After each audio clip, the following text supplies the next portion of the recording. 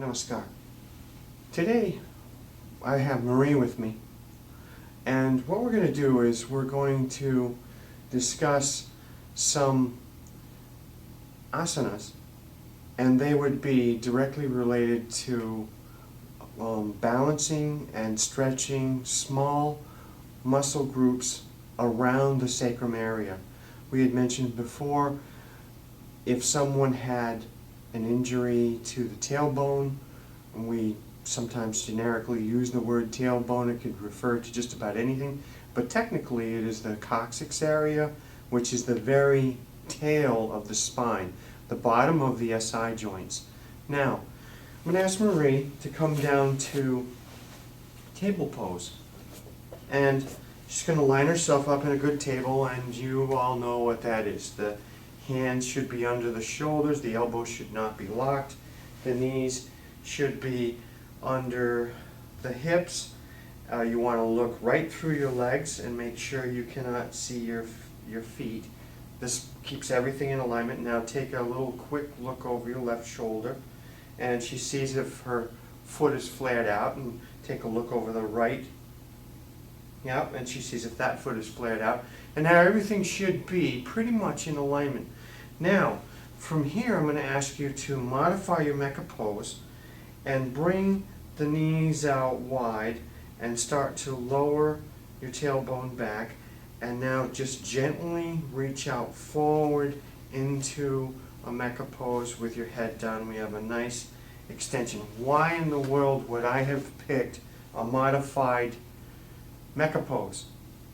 It is because and firstly, one of the things we want to do is not go pushing on that area. So we're looking for feedback when we talk to our students, and you see how you've got a nice line right here. You've got a downward line. Hopefully this is as straight as possible. Some of the students that you work with are not going to have straight spines. You can't force them straight. So all we do is we do the best we can, and they do the best they can. Now, the next thing I'm going to ask Marie to do is to bring her arms out at about 45 degrees. Now, she could have stayed there for a minute or 2 minutes, and believe me, there's a lot of relief there, but this is a different type of a stretch. So, did you feel, Marie, did you feel more of a stretch once your arms reached out in this area? Yes. Okay. So, we've got the SI joints being really very tight, small area here, just below the L5. And what's happening is we're just stretching this area out as much as we can. Our main concern is pain relief. We're not going to yet be able to build up any muscle in this area, okay? We really want to achieve balance in the muscles, and we also want to work on healing. The other point that I had mentioned in the first film, in part 1, is that you really should make sure that your student is talking to her doctor. If you can talk to her doctor as well and get some feedback, that would be great. Okay, we're going to stop with this one. This was just one variation right here, and what we're going to do instead now is I'm bringing out the ball. Some of you know me personally, have met me before, and you know that the ball is one of my favorite props. It's not a traditional prop, but then again, when we think about props, what props are traditional? So we've got the ball, and what I'm going to ask you to do is go ahead and do a Mecca pose using the ball. So she's going to roll it out, and see how she rolls it out, and she did really nice here. What we've got is a nice level line, or as best of a line as we can.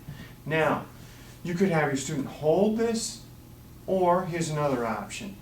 Have your student roll the ball toward the knees, gradually walking with the hands. Yep. Bringing it in and then extending out. That's one way. We want to make sure, no, we don't want to round off. Okay, so we want to stay up high. So I'm trying to avoid a round off and trying to get elongation as much as we can to get that spine extended out. Good. And now, from here, what we're going to do is just relax. Now another method, I'm going to grab the ball for a second, just so you can see.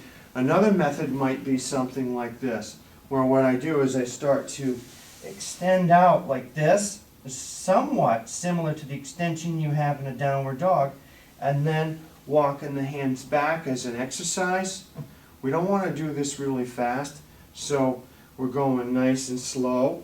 This is not an exercise, and I use the word exercise because it's purely, in some ways, a physical exercise, but in some ways you could always say that anything involved with yoga, there's a mind and body connection. And on this one, here we go again. And so this could be, as I extend out, an inhale, and then an exhale as I draw back. So it could involve pranayama techniques as well. There's one last one I'm going to do. Notice that I have brought out all the toys today, so here's the other one. Go ahead and stay there. And what I'm going to do here, and this is especially for people who are in offices, maybe don't have a ball around, and probably your best viewing angle is around this way. Okay, what we're going to do is another variation of the Mecca pose, except it's going to be on a, no, go ahead, stay down on the knees. It's going to be reaching for the seat, yep, and now I've seen I've come too close. So what I'm going to do now is move this back so you can get a little bit more of an extension. Go ahead and reach out a little bit more. Yep. Okay, there we have it.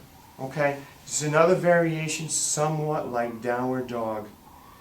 I want you to have fun with these, and I want you to realize that your students are going to benefit from this, especially if you're getting some feedback from the medical community. So you want to work with people so that they're pain-free, but at the same time, we want to make sure that nobody's getting hurt.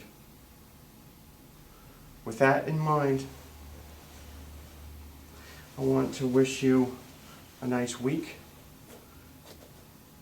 Om Shanti.